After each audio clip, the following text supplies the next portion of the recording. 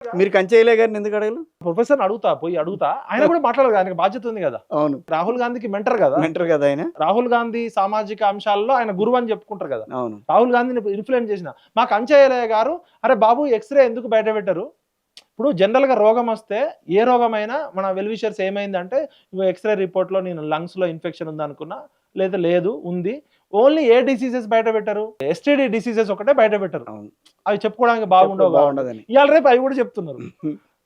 అవును, మరి ఎందుకు ఎక్స్రే రిపోర్ట్ బయట పెట్టలే? రేవంత్ రెడ్డికి అనారోగ్యం ఏమన్నా బయటపడుతుందనా, రాహుల్ గాంధీ అనారోగ్యం బయటపడుతుందనా, లేకపోతే సమాజం యొక్క అనారోగ్యం తెలవద్దు అనుకుంటున్నారా? రైట్, ఇక్కడనే అసలు కుట్ర ఉంది. చట్టపరంగా అసలు రాష్ట్ర ప్రభుత్వానికి డేటా తీసుకునే అర్హత లేదు. సెంట్రల్ గవర్నమెంట్ తీసుకుంటేనే అదే చట్టం, అదే సుప్రీంకోర్టు యాక్సెప్ట్ ఇలా కోర్టు కొట్టేయడానికి కారణం కూడా మీరు ఏ చట్ట ప్రకారం చేసిరంటే వీళ్ళకి లేదు. రైట్, సెన్సెస్ డిపార్ట్మెంట్ చేసినది మాత్రమే చట్టం, మిగతాది ఏది చేసినా డెడికేటెడ్ కమిషన్ చేయాలి, ఎంపెరికల్ డేటా చేయాలి, దాన్ని నోటిఫై చేయాలి, ప్రతి ఊర్లో ప్రతి వార్డు వైజ్ పెట్టాలి, జనం అబ్జెక్షన్స్ పెట్టాలి, దాన్ని కరెక్ట్ చేయాలి, సుప్రీంకోర్టు నమ్మాలి. ఇదంతా టైం పట్టేది. అంటే మీరు చేసిన డేటా బయట పెట్టట్లేదు. మీరు ఎలక్షన్స్ కి ముందు 42% చెప్పారు, ఎలక్షన్ తర్వాత కూడా 42% చెప్తున్నారు. ఇక్కడనే అర్థమైపోయింది. ఇంకొకటి వీళ్ళు ఏం చేశారు, ఫస్ట్ అసెంబ్లీలోనేమో అన్ని కులాల సమగ్ర కులగణన సర్వే చేస్తాము అని చెప్పి అసెంబ్లీలో ప్రకటించారు. అది ఏ డిపార్ట్మెంట్ తో చేపిస్తామన్నారు, ప్రభుత్వమే చేస్తుందని చెప్పారు. పేపర్ లో నోటిఫికేషన్ ఏమో బీసీ డిపార్ట్మెంట్ చేస్తుందని చెప్పారు. మేమందరం అబ్జెక్షన్స్ పెట్టినాక, ఆల్రెడీ కులగణన స్టార్ట్ అయినాక భూసాని వెంకటేశ్వరరావు అని ఒక డెడికేటెడ్ కమిషన్ ఐఏఎస్ ఆఫీసర్ వేసారు. అప్పటికే సర్వే సగం స్టార్ట్ అయింది. బీహార్ లో చేసిన 14 క్వశ్చన్స్ కి మించి మేము చాలా ఇచ్చినాం. అంటే మీ చిత్తశుద్ధి చూడండి, అసెంబ్లీలో చెప్పింది ఒకటి, పేపర్ నోటిఫికేషన్ ఇచ్చింది ఒకటి. డెడికేటెడ్ కమిషన్ ముందే వేయలే మీరు, తర్వాత వేసారు.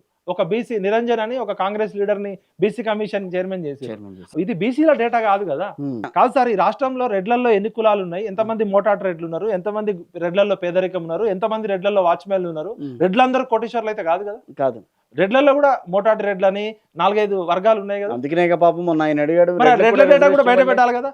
బ్రాహ్మణులంతా ఇవాళ కోటీశ్వర్లు కాదు కదా. బ్రాహ్మణులలో చిక్కడపల్లి పోతే చాలా మంది పాపం పూజ దొరకక అడ్డ మీద కూలీలాగా ఉంటారు బ్రాహ్మణులు కూడా. వైశ్యాస్ అందరూ ఈ మార్వాడీలు వచ్చినాక చాలా మంది ఆత్మహత్యలు చేసుకుంటున్నారు. మరి ఎస్సీలలో ఎంతమంది కోటీశ్వరులు ఉన్నారు, ఎంతమంది అడక తింటున్నారో తెలవాలి కదా. ఎస్సీలలో ఎంతమంది పేదరికం ఉందో తెలవాలి కదా.